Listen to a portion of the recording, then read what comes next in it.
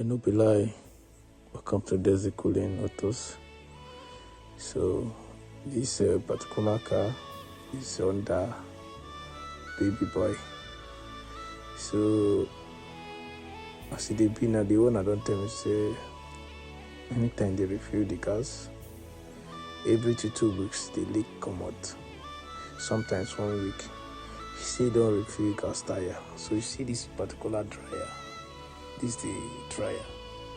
When I lose this battery sitting, they under the battery sitting. When I lose the battery sitting out, I discover say this particular place when I dey work, so for the glass of the dryer, it dey leak there. See am, as you dey see am, so the place where the bubble so na leak, it dey leak so. So I just buy another new one, replace am. Everything dey fine. Since that day, e don reach like 3 months now. The owner never call me, he complain about that particular issue.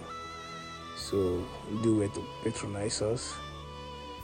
Thank you and stay safe. Bye.